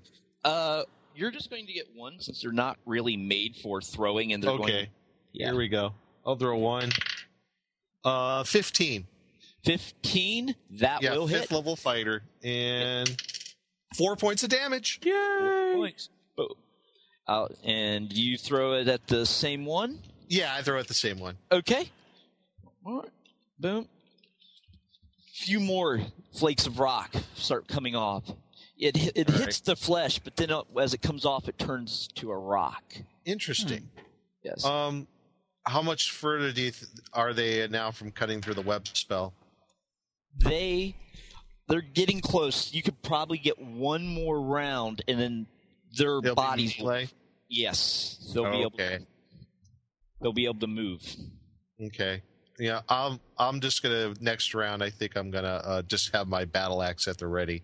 Okay. Yeah. At least I got 1 good hit on them with a rock. Thurston, what are you doing? I'm trying to figure out, I'm looking through the book right now, if I can use my shatter spell on one of them. I think the way it is worded... Let's see here. Yeah, that's why I was looking it up to see if it counts as rock can be shattered. Crystal, glass, ceramic, or porcelain. What is it basing that on? Like how tough the material is, or what? It says non-magical objects. That's all it says. Well, they sound magical to me. I don't know if it'll work. You can try. No, it's worth a shot. Oh, they're not affected if they're above 100 gold pieces in weight equivalent. Okay. So no, they wouldn't. They'd be way heavier than that. Yeah, it's 10 pounds, right? Yeah. Yeah. Maybe you can shatter their fingers. Oh, that would be cool. Or Can't shatter hold a their sword with no fingers. or shatter their weapons. Oh, Nice. yeah. Yeah, can I try shattering their weapons? Sure. Oh, good, because weapons aren't magical. Unless they're magical. Yeah, that kind of makes sense, yeah. It made a lot of sense in my head. Yeah. Okay, so you cast Shatter. You cast it. You see the swords starting to shake. Only nothing happens. Oh! Ah! If only that giant D20 in the sky had rolled a save. Yes. Okay, so Silver Shaper, what are you doing? You know, from here, the sling attack's probably my best bet because I've got a chance to do more damage than I would with the sword. So here goes another 2 sling stones. Okay. I'm slinging these at the same one that I hit before. Okay. All right.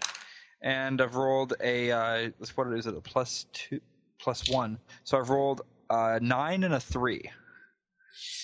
You fling them, they pass harmlessly against the side of the tomb. Yeah. Yeah. Okay. And now they are free, and they start making their way slowly down the steps, and they're now at the base of the tomb. Okay. But they're still standing on the tomb's Steps. material. Right. Okay. I say we just hang back and attack from a distance. Yeah, if they're not coming off there. All right, that's cool. I mean, I could continue throwing rocks at them, I suppose. Make faces. Mock them. Let's mock them. Boo boo. Okay. So Heinrich. All right. Should I chuck another rock at him? Sure. All right. What the heck? 17. That you throw the rock, boom, right in the head. It staggers a bit. And 3 points of damage. Refaces itself right at you. What? So it didn't seem to really hurt it?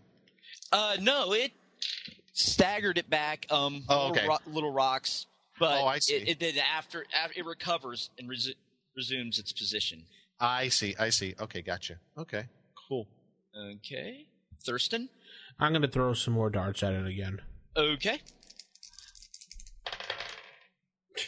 And 3 shots, and I missed with all 3 shots. Yes. The darts get caught in your web. Unfortunately, they're nowhere near the web. Yes, magic missile. Yes. In the darkness. Now, yes, Silver Shaper. Okay, here comes 2 more stones. By the way, I had 20 to begin with. Yes. So here comes 2 more. And I've rolled a modified 10 and 20. The 20, boom, right in the eye. Modified. That wasn't. It's not natural. Right. It still hits it right in the eye. Okay. The other one gets caught next to Thurston's dagger or darts in the web. Okay. Behind them. Interesting. Okay. You're not asking me for a damage roll. What did you roll for damage? Does it matter? Yes, it does actually. Okay, 3. 3. Okay. Now they actually advance forward. Oh, they've stepped off the dais or whatever. Yes. So they're now got the battle axe at the ready. Yeah, so they've now moved into melee range. Okay. Okay. You want us to roll initiative or what? Yeah, let's roll a real initiative now. Okay. How are we doing it? We'll just do group. Okay. So just one person roll for the group. Who wants to roll it? Nick. I'll roll it. 5. Okay. They rolled a 3. Sweet, we go first. Yes. So first, the column that you've all been abusing goes after our nice little thief for hitting it with a sling. Oh, no. Swinging the sword, its mighty sword.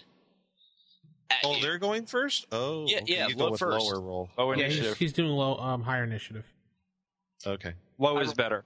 Yeah, low's better. I rolled 3. Okay. Yep. Yes. And he rolls a 12. My AC is 4. Okay, which will hit. All And right. it does 7 points. 7 points. All right. I am down to 17. Okay. Now the one is going after Heinrich for throwing rocks at it. Well, Didn't hey. appreciate that. All right, my AC is 4 as well. Okay. It swings. Unfortunately, you are very short, and it goes just above your head. Oh, good. I'm going to cut her legs off then.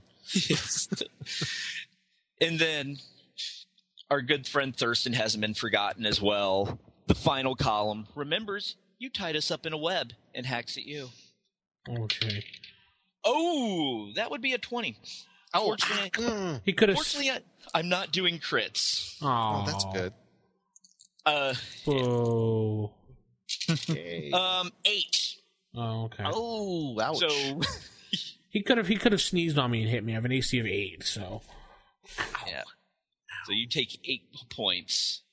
Where are the hit points on here? Let's see. Oh, they're at the top. Okay, I see. Yeah. That. Yikes! Ow! I'm hurt. Right. That's why I said we're not doing crits before I rolled the damage, because that probably would have killed you. And now it is your guys' turn. Okay. Magic missile. I guess, yeah, there you go. Spell magic missile, whammo. Go for it, man. Okay. I'm just gonna blast the one right in front of me with my 3 magic missiles. Nice. 3 magic missiles. Okay, roll your damage. All right, so 1d4 plus 1. 1. Yep. For 3 times. Okay, 1. That's 2, 4, and that's a 3. 7. 7. Okay. It boom. You notice when you blast it with the magic missiles, more rocks come off, more than you've even seen with any of the slings or darts. The magic missiles seem to have a real effect on it. Oh, okay. All right. Okay. Now I'm wondering I should either help the magic user or attack the one that's on me. I don't think it really matters. I'm going to help the magic user. Okay. And I'll attack the one that's on him with my battle axe. Just run over there and go, roar! Just like every other dwarf. 16 to hit. That will hit. And a roll D8. Damage. Oh, God, I wish you could see this. I rolled an 8. So max damage. Nice. 9 points of damage. Oh, you give it a mighty, mighty swing. Boom! You feel the swing vibrate through your axe. And then all of a sudden your axe head breaks. Oh, Mommy! But, you know, but a lot of rocks did fall off of it, so it was like both things took damage. Oh, terrific. I don't have a weapon. Huh. Use your dagger. What dagger? He's a dwarf. He doesn't have dagger. Have to throw rocks again. Yes, No. you still in your hand, though, do have... A club. Yes, the base of the axe. The axe head is what shattered. Nice. Okay, so now I got a club. Yeah. Fantastic. Okay. Okay. All right, each one of these has been sort of an individual melee with one of us. Yes. All right. I'm going to see how fast these guys can run. Okay. I'm going to hightail it for the back of the building and see if he can keep up with me. Okay. Or she can keep up with me. Okie doke. What is the move of a halfling? Probably a little bit less. I don't know. Actually, I think its movement rate is like 6. Okay. That would be crazy. That slow? Yeah. I know I got little legs, but come on. It's like 6 or 9. All right. Well, let's say that I go slower than a human. Okay. And I'll look it up in the meantime. Okay. So you start making a break for it. Not exactly sure where in the book the movement is, but while Jason looks up the movement of a halfling, we will conduct the rest of them. We have the one battered and crumbling column that takes a swipe at this short little dwarf that would dare hit it with an axe. Mm-hmm. Darn right I did. And for whatever reason, it keeps swinging at human height, and you're a dwarf, and misses. Okay. Okay. I taunt it. Yes. Yes, its friend next to it remembers, I was attacking that dwarf, and it's now attacking my friend, so it goes after the dwarf again. Yes. And hits. Ow. Yowza. How many points? For 6. Okay. All right. Okay. And then the other column is making chase with our halfling. Mm-hmm. And they're pretty much neck and neck. They're keeping pace with each other. Okay. All right. I'll stop and fight when the chance comes then. Okay. I wonder if we should just run away. Well, I was going to try to, if I could get far enough away, I was going to try to climb the wall and come at it from the inside, but it doesn't look like that's going to be happening. Next melee round then? Yes, I guess? next melee round. I don't know. Should we run? No, we're fighting these things. Well, I have a we're broken far away. battle axe in my hand. I don't know how much I could do. Oh, what the heck? They're just... Okay, fine. Okay. Who's rolling initiative? Me again? Yeah, or? just you keep rolling it. Okay. I rolled a 2 this time. Yeah. 3. You guys first. Oh, okay. I guess with my busted up old battle axe, I'm going to hit the other one again. Okay. 17. That Nice. is a nice hit. D6 if it like Yes. a club or Yes, okay. D6. 6 points. Oh my god. Plus 1 for strength damage, so 7 points on the same Okay. dude. Okay. I don't believe this. This is Boom. amazing. This time you hit it with your what used to be an axe. My makeshift club. Your club. Yes, blast it. More rocks come flying off them. You feel it vibrate back through your hands, except this time it actually holds up and your club doesn't break. Oh, that's good. Sweet. I've done 13 points of damage to this one. Yeah. Jeez. Eesh. Next. I guess that's my turn. I will do defensively cast shield on myself Okay. because I need to drop my AC down in case he attacks. Which brings me to an armor class of 2 now at this point. Okay. And now Silver Shaper. I think I want to dive for her legs and try to take her down. Okay. I'm a short, stout, little stout foot here. How do you want to roll this one? Let's see here. Oh, Do you want to call it overbearing? Do you want to call it some kind of a skill check? What do you want to do? let's see here. Let's just call it. Let's call it overbearing. All right. Yeah, basically, you're making a rush for the legs and trying to ankle pick her. Yep. Okay. Ankle biter. Yeah. All He's right. a halfling. Well, we don't have our numbers worked out for overbearing, but we can try to do them really quickly here. Okay, so overbearing, we've got to base. Yeah. Yep. So- Base score to hit. My strength is 10, so I got plus 10%, and rushing, so that's plus 15%. Yep. And I'm shorter. So that's I'd say, how much shorter am I? They are about 5 feet, so there's probably about a 2-foot difference. Okay, so let's call it 40%. Okay. Okay, Sounds so good. that's another 20. So now I'm up to plus 45, and there's a weight difference. So I'm going to say maybe another 20% weight difference. Yes. So it's plus 65% chance. Right. Okay. Although I think they're. Oh no! That's No, a you just- negative. That's a negative because I'm lighter, so it's going to be harder for me. Right.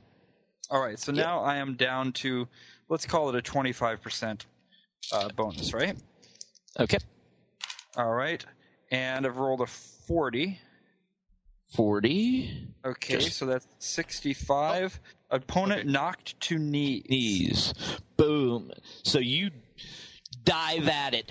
Boom, you clip it, and it just stumbles down to its knees. Nice. Excellent. All right. Well, we'll see if I can. Is that going to give me some kind of a bonus when I try to attack next time? Yes. Okay. So how do you want to do it? Wait for the next round? Yeah, we'll wait till the next round because that was your action for the segment. Excellent. Okay. And then actually they take... Halflings rule! They also take damage for the fall. Oh, cool. Yeah. Well, 2 points of 2 points of damage plus a strength bonus, which I don't have. Now, and it shatters into a million pieces. Well, it's just temporary damage because it's non-lethal. Yeah. Oh. So, you Cool. You see some little dust fall off of it. Okay. And now, so that would be their attack, I guess. Yes. Okay. First, you have the downed column is very angry at this halfling. I wonder why. Here, clip it. It's like, we're just doing our jobs. Really. Yeah. So it swings. See his side of it. Yes. But it's still off balance from being dropped to the ground and misses. Good. Okay, next. The one that's been battered, bruised, chunks of it are missing at this point. Yeah. Swings. Bring it on. And hits. Oh. For 5. Okay, cool. I'm still in it. Yeah. And then... Want a piece of me? Let's go. Yeah. Its friend wants some as well. Oh, okay. It does not like the aggressor. Oh, yeah. And rolls a 20. Good thing we're not doing crits. Go! But it's only 3. Oh, well. Okay. So that's that round. Kind of hurting, but I'm still up and kicking. One next initiative round. Okay, Yay. I'll roll her again. 3. 2. Oh! Yes. Our downed female column decides to stand at this point and then takes a swing at our wonderful little halfling. Dun, dun, dun. And misses. Dang, you haven't got hit badly. Actually, mighty swing and actually spins in place. Had so much force behind. I'm guessing you rolled a 1. Yes. Okay. Okay. And then our other 2 proceed to hack at our dwarven friend. Because he keeps hitting them. They don't like that. Well, I don't like them either. Misses. Because the one really thinks you're human size. It may be drunk. Not quite sure. And then the other one... It's probably just stoned. Oh. Disconnecting for that one. But our other one, however, realizes you are a dwarf and hits you. How much? 5. I'm hurting. Okay. Money. Now it's your guys'. I'm below 50% of my hit points right now, guys. Yeah, well, I think after what I'm done, you're going to be pretty much dead. But anyway. Yeah. Terrific. All right. You got to spell the lob at this thing? Oh, I got something. Yeah, definitely. Well, Okay. all right. Well, you go ahead. You got the spell. So, is it our turn? Yes, it is. Yeah, it's our turn now. Well, since I've been cut down to almost a fourth of my hit points, I'm pissed at this point. I'm pulling out a big giant fireball and throwing it at these 2 guys. Okay. I'd like to be out of the blast radius of that, please. That's why I said you might not be living after this thing. Yes. Well, okay. So you cast Fireball. And I'm 5th level, so that's 5d6. That's going to hurt. Okay. And I think they save for half, so... Yeah. But I'll roll the damage first. So will I. Yeah. Ooh, look at that. 6, 6, 6, 1, and a 4. So, Okay, so for 18, 19, 25? 24. 24? Okay. I thought you said 3 sixes. Yeah. Oh. I got save versus spell. Oh, that's right. Sorry. Yes. That's 24, right? Sure wish I could do math. Yes. This is not the math podcast. Go find it Said elsewhere. 3 6s, a 4, and a 1. Yeah. So 18, 19, 20. Yeah, 23. All right. 23. 3 6s. Yeah. 24 sounds better. Well, either way. Well, what's our dwarven friend roll for his save? Yeah, save versus spells. I need a 10 or better. Yep. I roll a 20! Nice. Well, fortunately, I take unfortunately for half, so 12. So I have 12. Oh my Or- god, I'm down to 2 hit points. Well, the one column Clothes burn up. that's taken no damage at all takes the brunt of the fireball and crumbles into a pile of dust. Nice. The one next to it, however, for whatever reason, dropped to the ground Huh? and only took half damage. Bastard. I only have 2 hit points. Oh. You burnt off my beard. Which even it dropped to the ground and then crumbled to a pile of dust. Oh. I'm saying I pummeled the bejesus out of that thing. Yeah, I know, really. It's gotta go down. Yes. So that leaves. We're still not out of the woods. Jason still has one, so. Yes. Yeah. Okay. And we have no cleric that can heal me. Oh my goodness. Now we got the Silver Shaper and All right. Heinrich that can go. So Well, All right. I am basically, okay. I guess I'll help out our halfling friend on the last one. okay, so this segment you'll just be running over since they actually made a break for the other side. So Okay. you'll spend one segment trying to catch them. Sure. Yes. Now, Silver Shaper. All right. Since I can't really get back enough to do a missile attack, I'll use my short sword Okay. and a natural 20. That will hit. Oh, man. All right. What am I? 1d6. No bonuses. Okay. 1. Woo! And that always happens. You roll something like a crit or something, and you roll like the minimum damage. Yeah. Yep. You give it a mighty swing, a perfect killing blow, if only it was a human. You just Yes. flecked off the part of its nose. Yes. A little bit of dust comes trickling down from its side, and your sword vibrates viciously, but is still intact. All right. Okay, and now it'll be a new segment. Okay. So initiative? Yeah. I rolled a 1. There you go. 6. You guys are first. All right. You got any more spells there? Yeah. I have one first level spell. You want me to use it? Can he use it right now? Sure. Is he in line of sight? Yeah. Okay. I can Go for magic it, man. missile the last one here. Go for it. Ooh. 4, so 9 points of damage. 9 Oh, points. for magic missile? Oh, Sweet. adding 1 to each of them, so 5, 5, and 2. 12. Okay. So You cast magic missile at it. They all hit. It starts vibrating rapidly, and then it just collapses into a pile of dust. Yes, my short sword really did it. Yes. Yeah, sure. Yes. all I got is this broken stick in my hand now. Actually, it's a charged and stick. no beard. You burnt off my beard. It's a charged stick, Nick. Uh-huh. Yes. And if we all turn to page 18 in the Fiend Oh, the Fiend Folio. Yes. The Caryatid columns. Yes. Oh, my God. Yes. They're primarily a defensive monster. Oh, talk about it next week. Okay. Let people stew about it and think about it. Yes. As we head over to, let's do episode number 4 of The Lumpers, and we'll be back right after that.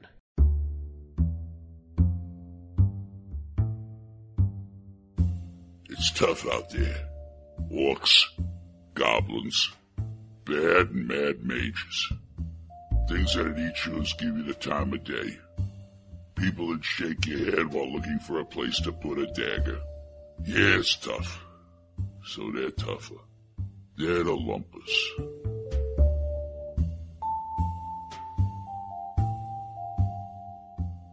Ready? Sure, sweetie. Go ahead. Case of spare parts, part 4. Let me see. Looking for 2 dwarves. For female dwarf, no one knows of the boy. Found a locket we think is the kid's.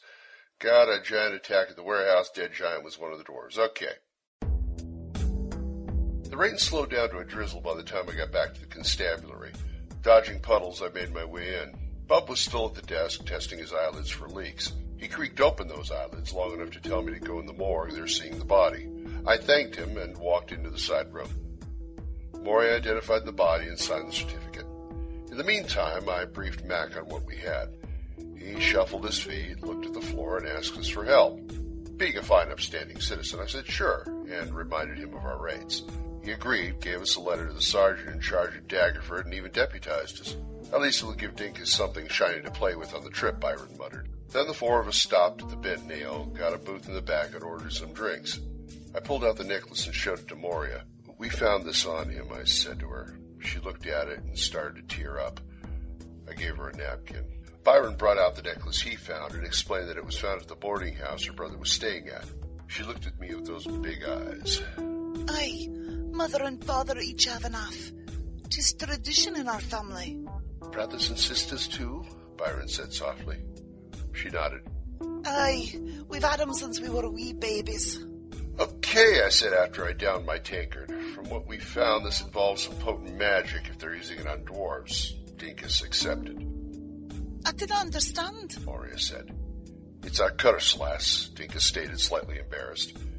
Our clan McFood had a history of being susceptible to magic.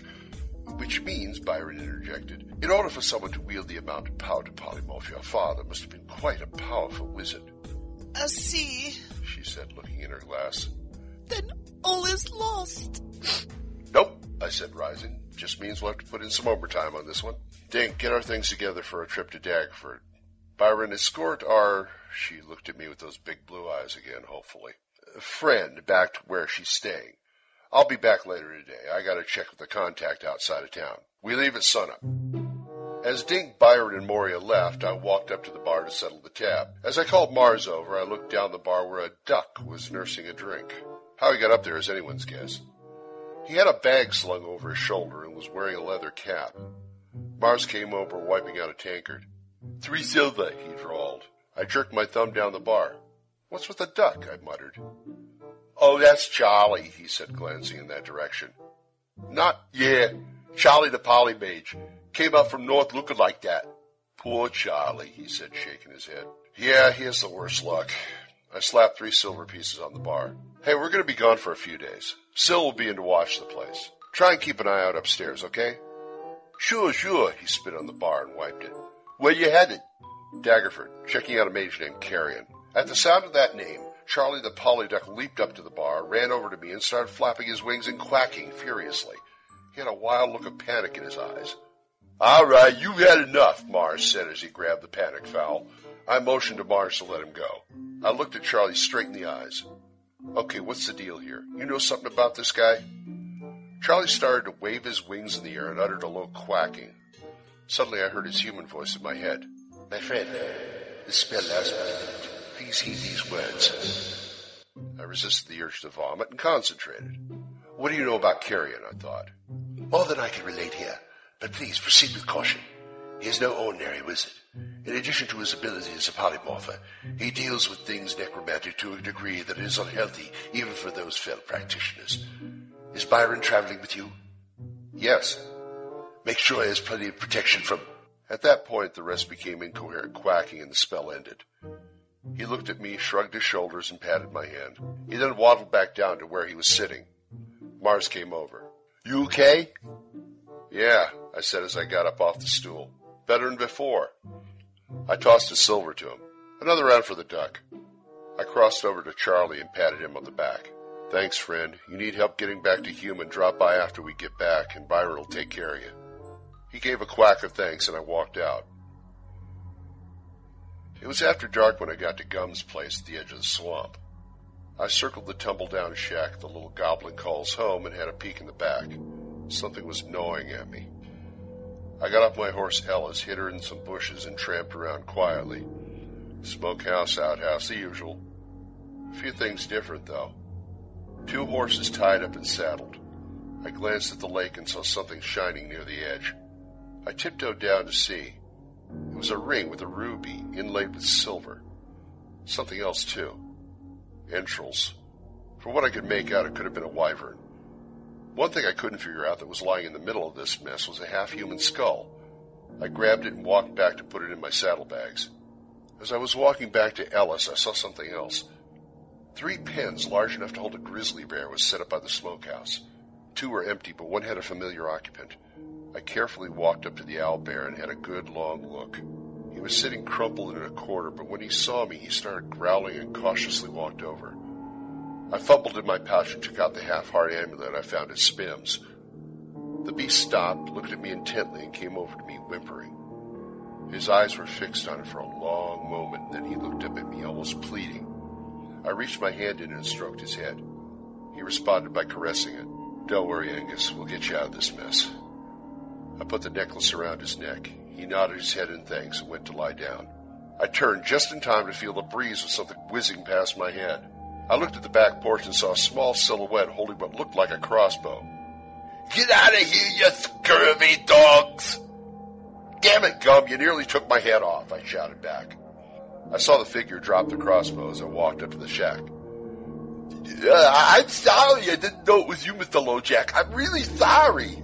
I pushed him aside as I went into the shack. "You got a permit for that?" I asked casually. Sure. He fumbled around in his pockets and produced a greasy note signed by the local sheriff. I glanced at it and handed it back. Gum was a bit short for a goblin, but other than that, standard issue. Greenish, big ears, big nose, scraggly teeth and hair. He had on some kind of tattered trousers and a woolen shirt that looked like he slept in it. I knew him from back in Cormier where he was a stoolie. He was sweating about half his body weight and kept glancing out the window. "So how are you, Mr. Lojack? Can I get you something to drink?" he stuttered, looking for a glass. "Nah, already ate." I sat on what passed for his bed. The place looked surprisingly clean, with a faint smell of some kind of cleaner. "So what brings you here? You still with the Purple Dragons?" "Nah, I'm doing the adventure thing with Byron and Dinkus. You remember Dinkus." At the mention of the dwarf's name, Gum turned a sickly shade of green. He gulped. Sure. Now, knowing you're a law-abiding citizen, I'm sure you won't mind answering some nagging questions I have, right? I leaned on the footboard and stared straight in his eyes. "No, yeah, sure, I got nothing to hide." He fidgeted with his shirt. I reached over, grabbed the front of his shirt, and dragged him in front of me. He stood rigid. "For instance, any reason you tidied this place up?" "Oh, you know, I don't want to live in a pigsty." "I see. Mind telling me where you got the cages and the owlbear?" I keep one around. A pet, you know." "Uh-huh." I put my arm around his shoulder. He was trying to shake his way through the floorboards by this time. "Well, when you were taking care of your new pet, did you lose something?" He shook his head violently. I pulled out the ring. "This, maybe?" The goblin's eyes got wide and he shot out of my grip. He tried to run to the back door, but I swung Lucille's scabbard around and tripped him. He landed in a green pile. I grabbed him and held him near my face. "You want to know what I think?" I said. "I think you've had visitors. I think that owlbear ate one, and I also think you need to tell me what the hell it's all about." Gum was practically white by this time. I don't do nothing illegal anymore. I'm just a fisherman." "What are you using it for bait, wyverns?" I threw him down. He just lied there, gasping. "Okay, looks like I'm going to have to get Mac out here. I'll bet he has something he can charge you with." Gum scrambled to his knees and grabbed my ankles. No, honest, nothing's happened. I just kept the critters." He immediately slapped his hands over his mouth. I bent down and grabbed him by the neck. "You were saying?" Before I could get it out of him, I heard horses outside. 3 riders. "Looks like you have company," I said as I squeezed a bit harder. You better keep your mouth shut. I'll be watching this.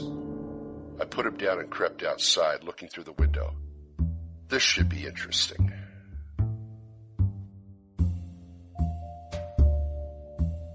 Music for this episode was by Kevin MacLeod of Incompetech.com. Voices heard in this episode were Glenn Hallstrom and Julie Hoverson. Tune in next time for another episode of The Lumpers.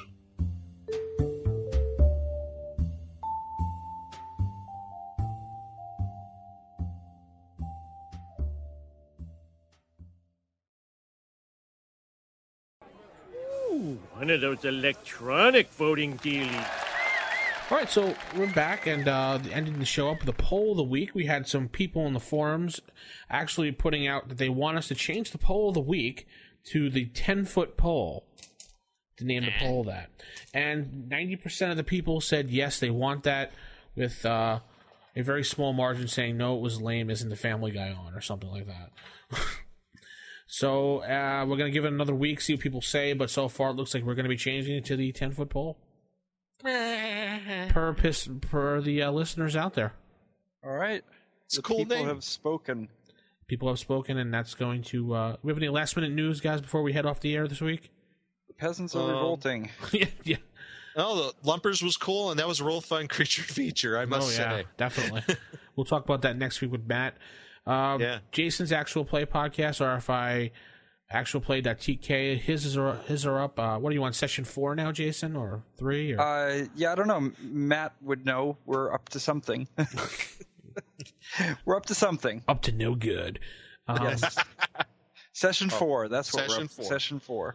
Actually, as of my recording, the players have moved on to the second story arc of mine now. They have found the book. They found the Book of Sorrows, and now they're going on to the second arc, which is the destruction of the book now. So we'll see. And there is an opening for my game. One of the players had to drop out for real-life reasons. He had actually found a job, and he can't play anymore at that time. So if you're interested in playing, rfistaff@gmail.com. Give us an email, and we'll see if we can fit you into the game. And leave us a voicemail, as always, 570-865-4210. Or as Jason said, 5708. 5,708,654,210. That even sounds worse than before. Alrighty then. Other than that, I'm going to say keep it original, keep it old school, and good night, everybody. Night, everyone. Night, everybody.